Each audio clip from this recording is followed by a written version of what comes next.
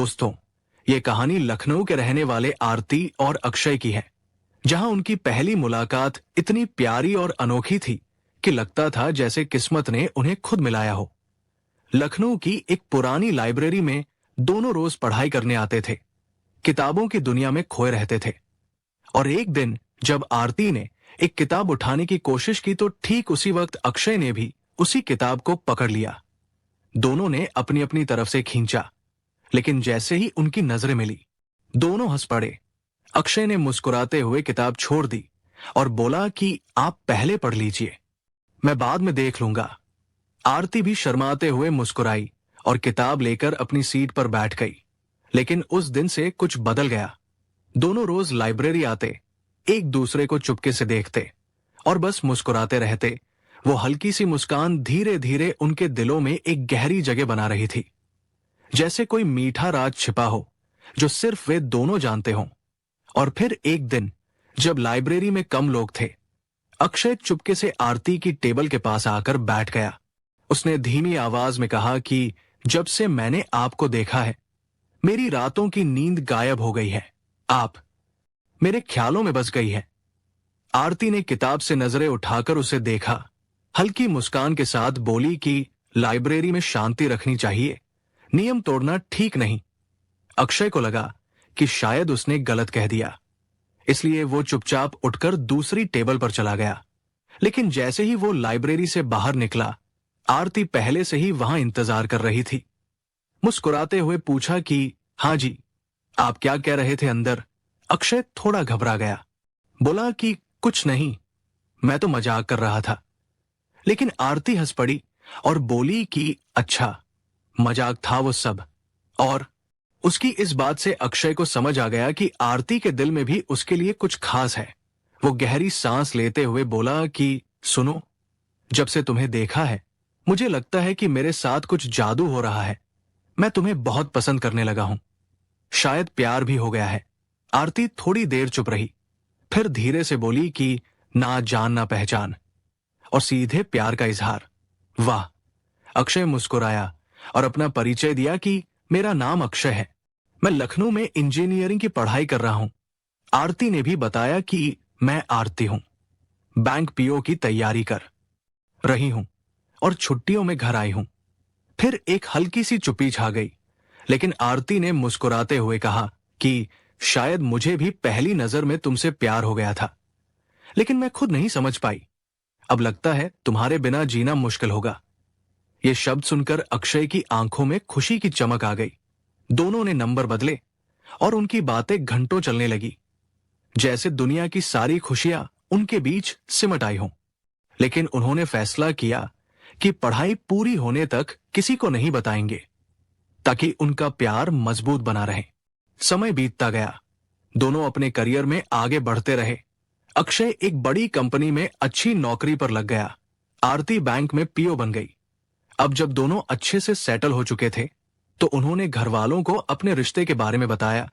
परिवारों को कोई ऐतराज नहीं था, सब खुशी खुशी राजी हो गए और शादी बड़ी धूमधाम से हुई।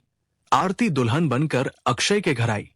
दोनों ने एक नए शहर में काम के पास किराए का घर लिया और वहां खुशी से रहने लगे। देखते देखते शादी को 11 महीने हो गए। सब कुछ वैसा ही था जैसा हर प्यार करने वाले जोड़े की ख्वाहिश होती है। न कोई झगड़ा, न कोई शिकायत। अक्षय और आरती एक दूसरे में इतने खोए थे कि लगता था उनका प्यार अमर है। लेकिन अचानक आरती के व्यवहार में बदलाव आने लगा। वो अक्सर उदास रहने लगी, घर में चुपचाप बैठी रहती, हर बात पर बस हल्की मुस्कान देती और टाल देती। पहले अक्षय ने सोचा कि शायद काम का बोझ है, लेकिन जब ये सिलसिला हफ्तों तक चला तो वो परेशान हो गया। एक रात उसने पूछ ही लिया कि आरती, तुम्हें क्या हो गया है? पहले वाली हंसती खिलखिलाती लड़की कहां गई? अब इतनी चुप क्यों रहती हो? आरती ने जबरदस्ती मुस्कुराने की कोशिश की और बोली कि अरे कुछ नहीं अक्षय, बस काम का थोड़ा स्ट्रेस है, ज्यादा मत सोचो। लेकिन अक्षय जानता था कि कुछ छिपा रही है। उसने बार बार पूछा, लेकिन हर बार वही जवाब मिलता। धीरे धीरे एक महीना और निकल गया। अक्षय हर दिन महसूस करता कि आरती कुछ गहरी सोच में डूबी रहती है, लेकिन शेयर नहीं कर रही। जैसे कोई भारी बोझ उसके दिल पर हो। और फिर एक रात अचानक आरती ने कहा कि अक्षय, कल हमारी शादी की पहली सालगिरह है और मैं चाहती हूं कि हम फिर से वो दिन जिए जो हमारी सुहाग रात का था, जब मैं पहली बार तुम्हारे घर आई थी, जब सब कुछ इतना नया और रोमांटिक था, जब तुमने मुझे इतने प्यार से गले लगाया था। अक्षय को यह बात थोड़ी अजीब लगी, लेकिन वो मुस्कुराया और बोला कि अगर तुम्हें वो सब फिर से महसूस करना है तो मैं तैयार हूं। कल हम घर को उसी तरह सजाएंगे, तुम भी वही लाल जोड़ा पहनना जैसे उस दिन। आरती के चेहरे पर हल्की मुस्कान आई, लेकिन उसकी आंखों में एक गहरा दर्द छिपा था, जैसे कोई अनकही कहानी जो बाहर आने को बेताब हो। अगले दिन अक्षय ने घर को इतनी खूबसूरती से सजाया कि लगता था जैसे कोई स्वर्ग उतर आया हो। फूलों की महक हर तरफ फैली थी। बिस्तर पर गुलाब की पंखुड़ियां बिखरी हुई, रोमांटिक संगीत बज रहा था और आरती ने अपना वही लाल जोड़ा पहना जो शादी की रात पहना था। धीरे धीरे कदम बढ़ाते हुए वो अक्षय के पास आई। अक्षय बिस्तर पर बैठा था। उसने प्यार से उसका हाथ थामा और बोला कि आज तो तुम बिल्कुल वैसी दुल्हन लग रही हो जैसे पहली रात, मेरी जान। आरती की आंखें छलकने लगी। उसने कांपती आवाज में कहा कि अक्षय, अगर मैं तुमसे कुछ मांगूं तो क्या दोगे? अक्षय ने बिना सोचे बोला कि तुम जो चाहोगी मैं देने को तैयार हूं। मेरी दुनिया तुम हो। आरती ने गहरी सांस ली और वो शब्द कहे जो अक्षय की रूह को झकझोर गए। मुझे छोड़ दो अक्षय, और किसी और से शादी कर लो। कमरे में जैसे सब थम गया। अक्षय की आंखों में हजारों सवाल उभर आए। वो सन्न रह गया। बोला कि ये क्या कह रही हो आरती? हमारे बीच सब ठीक है, तुम्हें क्या हो गया है? आरती की आंखों से आंसू बहने लगे। वो बोली कि मैं मजाक नहीं कर रही, सच कह रही हूं। अक्षय का दिल जैसे टूट रहा था। वो समझ नहीं पा रहा था कि अचानक ये सब क्यों, लेकिन आरती फूट फूट कर रो पड़ी। अक्षय ने उसे गले से लगा लिया, लेकिन उसके खुद के आंसू भी रुकने का नाम नहीं ले रहे थे। उसने चुप कराने की कोशिश की, लेकिन आवाज कांप रही थी। प्लीज आरती, बताओ क्या बात है, ऐसा क्यों कह रही हो? आरती ने सिसकियां रोकते हुए कहा कि तुमने वादा किया था जो मांगूंगी दोगे। अब पीछे मत हटना। अक्षय की आंखें दर्द से भर गई। उसने सिर हिलाया और बोला कि ठीक है, लेकिन पहले बताओ क्या हुआ है। आरती ने गहरी सांस ली और बोली कि अक्षय, मुझे कैंसर है, वो भी आखिरी स्टेज का। मेरे पास बहुत कम समय बचा है। ये सुनकर अक्षय की दुनिया जैसे रुक गई। उसके पैरों तले जमीन खिसक गई। लगा जैसे कोई चाकू दिल में उतार रहा हो।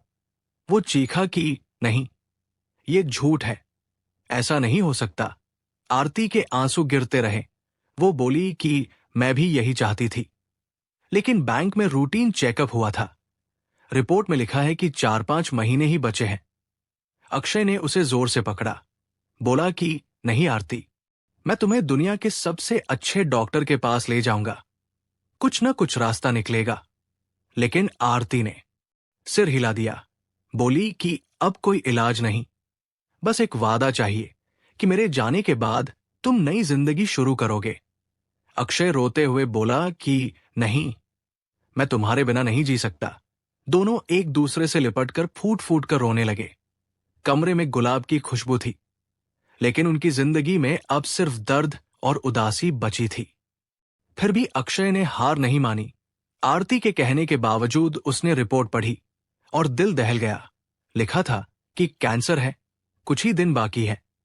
अक्षय टूट गया, लेकिन फिर हिम्मत जुटाई और दिल्ली के एक बड़े कैंसर स्पेशलिस्ट से संपर्क किया। डॉक्टर ने रिपोर्ट देखी और बोला कि मैं इस रिपोर्ट पर यकीन नहीं कर सकता, आरती को यहां लाओ। अक्षय तुरंत आरती को लेकर दिल्ली पहुंचा। डॉक्टर ने नए टेस्ट करवाए, सैंपल लिए और बोला कि रिपोर्ट में 10-12 दिन लगेंगे। वो दिन दोनों के लिए जैसे नर्क थे। हर पल बेचैनी, डर और उम्मीद का मिश्रण। फिर एक दिन डॉक्टर का फोन आया कि तुरंत आओ, बात करनी है। दोनों डरते डरते पहुंचे। डॉक्टर ने 2 रिपोर्ट्स रखी। एक में कैंसर था, दूसरी में लिखा कि आरती पूरी तरह ठीक है। आरती घबरा गई, बोली कि ये कैसे है। डॉक्टर ने पूछा कि टेस्ट कैसे हुआ था। आरती ने बताया कि बैंक में कई लोगों के साथ चेकअप था। डॉक्टर बोला कि लगता है रिपोर्ट्स मिक्स हो गई। अक्षय गुस्से से लाल हो गया। बोला कि इस गलती ने हमें मौत से बदतर जिंदगी जीने पर मजबूर कर दिया। डॉक्टर ने समझाया कि पहले खुश हो जाओ, आरती स्वस्थ है, लेकिन लैब से जवाब मांगो। अब सवाल था कि इतनी बड़ी गलती कैसे हुई। दोनों लैब पहुंचे, लेकिन वहां के लोग मानने को तैयार नहीं। बोले कि हमारी रिपोर्ट में कोई गलती नहीं। लेकिन जब आरती ने दोनों रिपोर्ट्स दिखाई तो सब हैरान रह गए। लैब वाले फाइलें पलटने लगे और सच्चाई सामने आई कि आपकी रिपोर्ट में मिस्टेक हो गई। असली में कैंसर नहीं है। यह सुनकर अक्षय और आरती की खुशी का ठिकाना नहीं रहा, लेकिन गुस्सा भी था। लैब वाले हाथ जोड़कर माफी मांगने लगे। बोले कि नए ऑपरेटर की गलती थी, उसे निकाल दिया। अक्षय का खून खौल रहा था।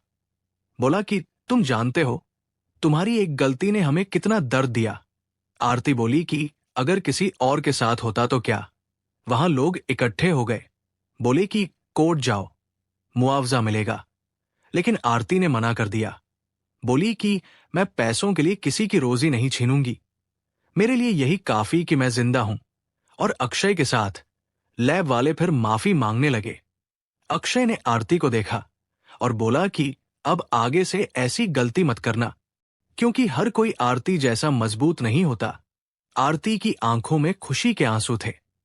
अक्षय ने उसे गले लगाया। बोला कि अब हम हर पल साथ जिएंगे, बिना किसी डर के, और दोनों घर लौटे जैसे नई जिंदगी मिली हो।